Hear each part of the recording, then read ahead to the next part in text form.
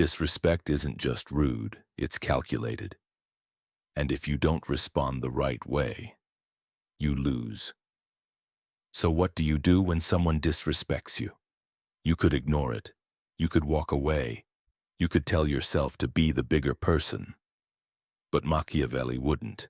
In the world of power, disrespect isn't a random insult. It's a test, a move in a game, a probe for weakness. And if you don't respond strategically, you signal that you're weak. So today, we're breaking down exactly how to handle disrespect through the ruthless lens of Machiavellian strategy.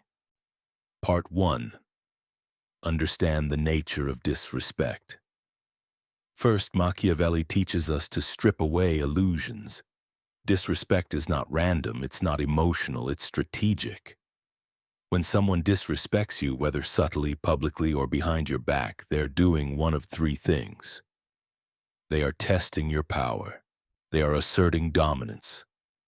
They are signaling to others that you're safe to disrespect. This is what Machiavelli feared most, not the insult itself, but its implications. He wrote, "It is better to be feared than loved if one cannot be both." Because once respect is lost, it rarely returns. In politics, in the court, and in life, disrespect spreads like fire. You must understand disrespect is a form of social warfare. It's how status is negotiated, and if you allow it, you invite more of it. So the first rule is this: do not explain it away. Do not downplay it. Disrespect must be seen for what it is, an attack. Part 2. Control your first reaction. Machiavelli would never advise an impulsive reaction. Anger is predictable. Retaliation in the heat of the moment is a gift to your enemies. Disrespect is a trap. It's not just an insult, it's bait. Most people fall for it. They get emotional, defensive, loud. And the moment you react like that, you lose power. Because you showed them you're easy to provoke. That's why the smartest move is the calmest one. You don't rush to defend yourself. You don't raise your voice. You look at them, you think, and you speak with control. Someone throws a shot at you in public. You glance at them and say, "That's an interesting choice of words. You sure you want to go with that?" Just like that, you flip the tension. Now they're the one on trial. If the comment is petty or sarcastic, you stay cool and say, "I'll pretend you didn't say that. You're having a rough day, I get it." That makes their attack look weak, like an outburst, not dominance. Or maybe you don't respond at all. You just hold eye contact. Let the silence hang. Let them feel the weight of their own words. Most people can't handle silence. It exposes them. If they mock your work, your appearance, your intelligence, smile slightly.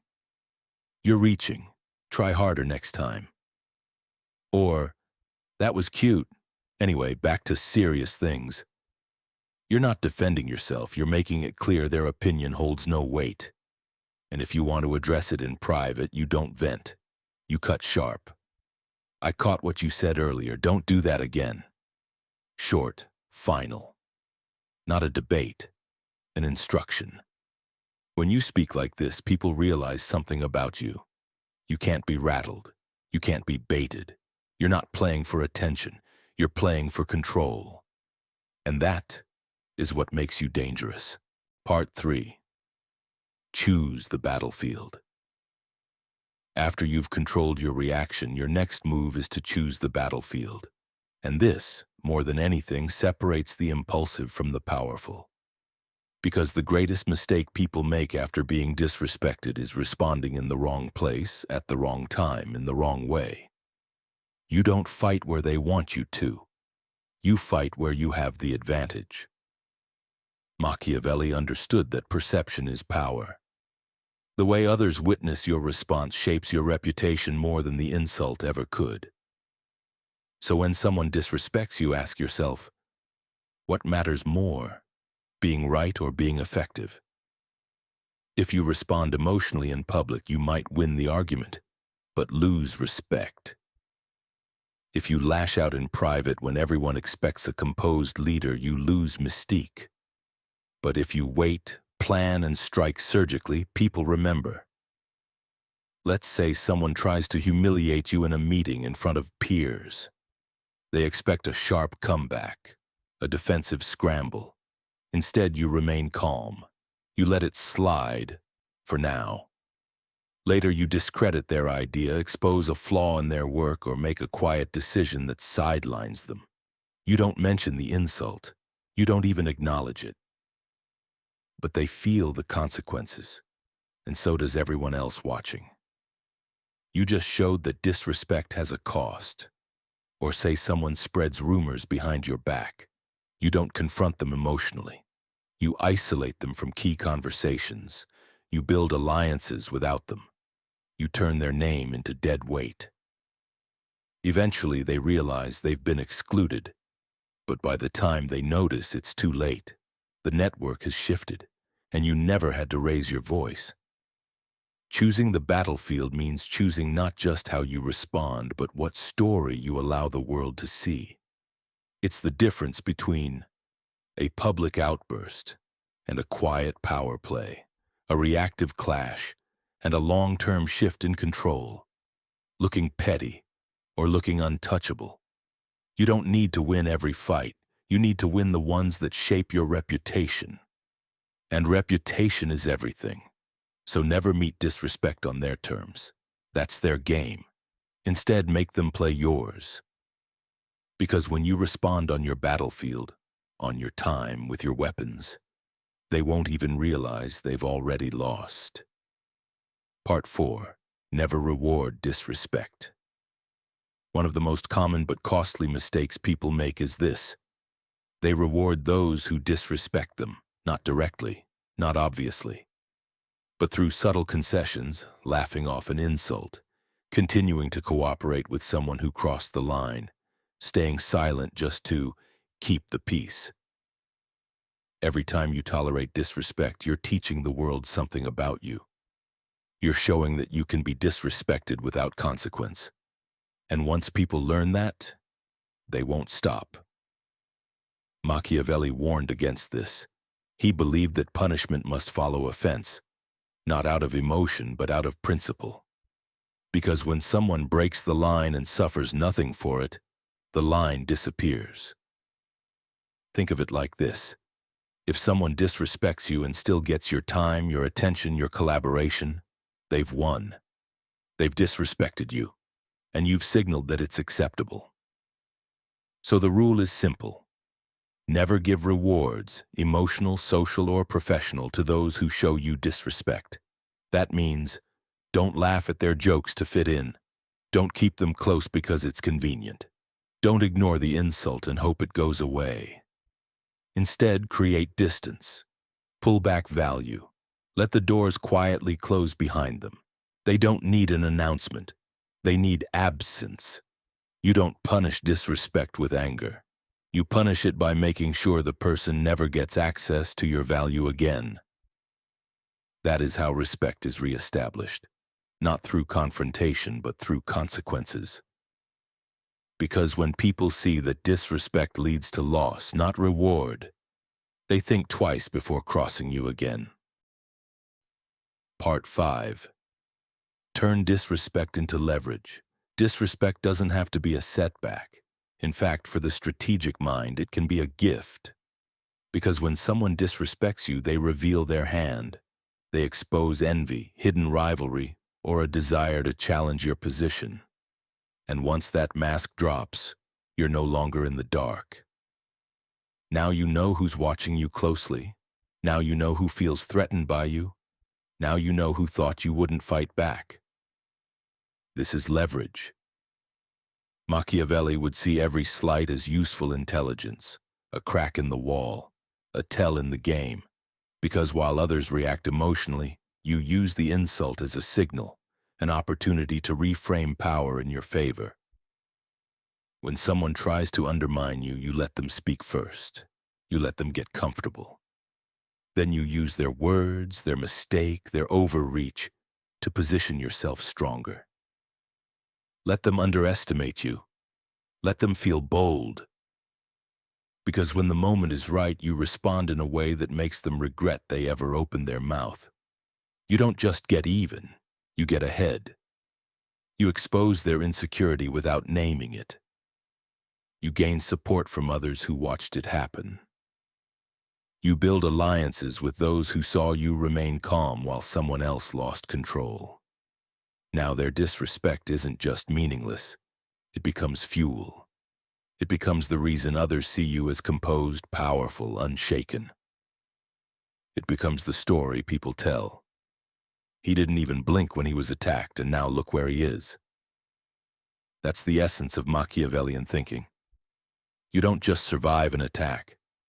You use it to strengthen your position. Disrespect is not always a threat. Handled correctly, it's a spotlight, a stage, a weapon. The question is, will you waste it, or will you use it to rise? Part 6. Build an aura of untouchability. Power isn't always about what you say or do. Sometimes it's about what people believe you're capable of. That's the essence of untouchability. It's not just about being respected. It's about being perceived as someone who cannot be crossed without consequence, even if that consequence is never seen directly.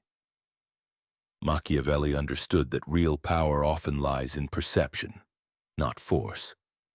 He admired leaders who inspired caution, who were surrounded by mystery, who could make others hesitate with nothing but a look. And the truth is, when people hesitate before disrespecting you, you've already won. So how do you build this aura? You start with consistency. You never react out of character. You never show desperation, neediness, or emotional chaos. Your responses are measured, controlled, predictable only in their firmness. People learn that you are not to be provoked for sport, that when a line is crossed, something shifts, even if you say nothing. Then you reinforce that aura with selective punishment. You don't strike back at everything. That would make you look unstable, petty. You wait. You choose your moment. And when you do respond, it leaves a mark. One person gets cut off. One disrespectful colleague loses access. You don't explain it. You don't campaign for justice. You simply move, quietly, precisely, and everyone else takes notice. This does something powerful. It creates uncertainty. Now, people aren't sure what will trigger your response. They just know you're capable of it, and uncertainty breeds caution. People become careful with their words around you. They lower their tone. They weigh the cost of crossing you. You become, in their mind, someone with invisible reach, someone who doesn't bark, but bites silently when it matters. And finally, you maintain this aura by refusing to seek validation. You don't try to prove yourself. You don't chase approval.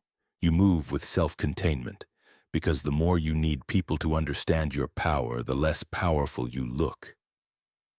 Machiavelli would tell you, a ruler who constantly explains his strength reveals how fragile it really is.